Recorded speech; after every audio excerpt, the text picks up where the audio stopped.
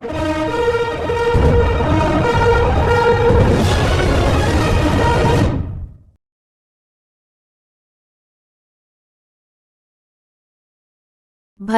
కొత్తగూడెం జిల్లా కేంద్ర ప్రభుత్వ కార్మిక వ్యతిరేక విధానాలను నిరసిస్తూ సార్వత్రిక సమ్మెలో భాగంగా కొత్తగూడెం బస్ డిపో ఎదుట వామపక్ష పార్టీల నిరసన తెలిపారు.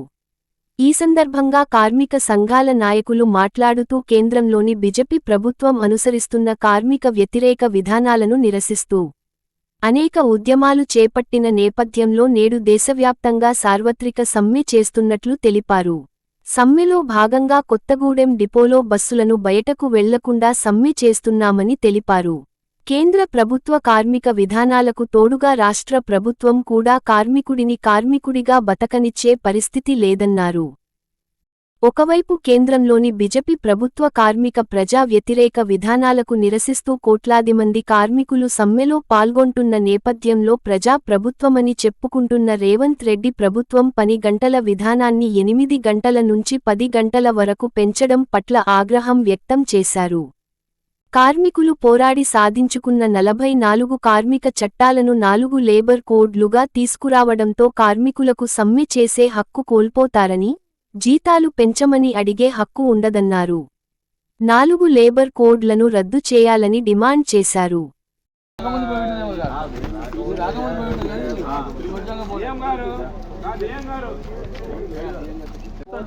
ప్రైవేట్ అవుట్ సోర్సింగ్ అని పిలిపించి మీరు చేస్తున్నారు.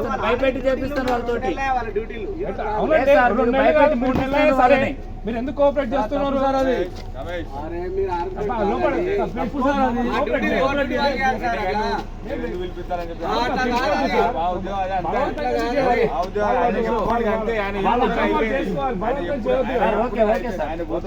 మీకు చెప్పుడు అవకాశం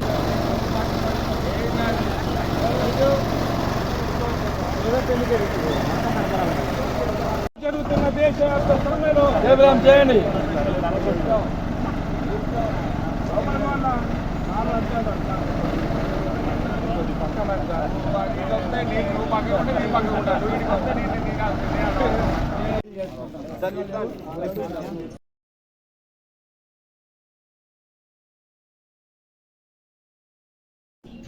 దేశవ్యాప్తంగా సార్వత్రిక సమ్మె కొత్తగూడెం పట్టణంలో భద్రాద్రి కొత్తగూడెం జిల్లాలో విజయవంతంగా కొనసాగుతుంది. ఉదయం నుండి ఆర్టీసీ బస్టాండ్లో ఒక్క బస్సు కూడా బయటికి వెళ్లకుండా కార్మిక వర్గం ఒక్క తాటి మీద ఉండి జయప్రదంగా ఈ సమ్మె కొనసాగిస్తూ ఉన్నారు.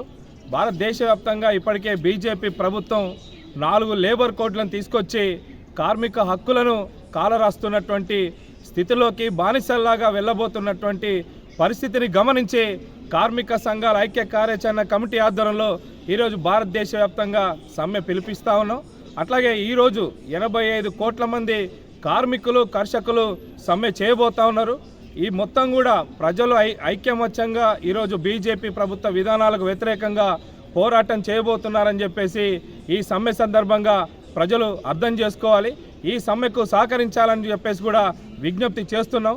కార్మిక వర్గం కనుక ఏదైతే ఈ లేబర్ కోడ్లకు అమలు చేస్తే కార్మిక వర్గం ప్రశ్నించే తత్వాన్ని కానీ, సంఘాలు పెట్టుకునేటువంటి హక్కును కానీ, జీతాలు పెంచుకునేటువంటి హక్కును కానీ కోల్పోయే ప్రమాదం ఉంది. నిన్ననే ఈ రాష్ట్ర ప్రభుత్వం, తెలంగాణ రాష్ట్ర ప్రభుత్వంలో కాంగ్రెస్ పార్టీ పరిపాలన ప్రజా పరిపాలన చెప్తూ 8 గంటల పని విధానం సాధించుకున్నటువంటి చరిత్ర కలిగినటువంటి కార్మిక చట్టాన్ని మళ్ళీ 10 గంటలు తీసుకొచ్చి పెట్టినటువంటి పరిస్థితి కాంగ్రెస్ ప్రభుత్వం ఉంది. ఒకవైపు బీజేపీ ప్రభుత్వానికి వ్యతిరేకంగా పోరాటం చేస్తున్నటువంటి నేపథ్యంలో మళ్ళీ 4 లేబర్ కోడ్లను ఈ రాష్ట్రంలో కూడా మొత్తం అమలు చేయాలని చెప్పేసి కూడా చూస్తున్నటువంటి నేపథ్యంలో ఖచ్చితంగా కార్మికులు ఐక్యంగా పోరాటాలు చేసి ఈ 4 లేబర్ కోడ్లను వెనక్కు పంపేదాకా ఖచ్చితంగా పోరాటం చేస్తామని చెప్పేసి CI2గా హెచ్చరిస్తా ఉన్నాం. ఈరోజు దేశవ్యాప్తంగా జరుగుతున్నటువంటి సార్వత్రిక సమ్మెలో మరి అనేక మంది కోట్లాది మంది కార్మికులు పాల్గొని ఏదైతే కేంద్ర ప్రభుత్వం తీసుకొచ్చినటువంటి కార్మిక వ్యతిరేక చట్టాలకు వ్యతిరేకంగా ఈరోజు మరి అనేక ఉద్యమాలు చేసి తర్వాత చివరి అంకం సమ్మె పిలిపించడం జరిగింది.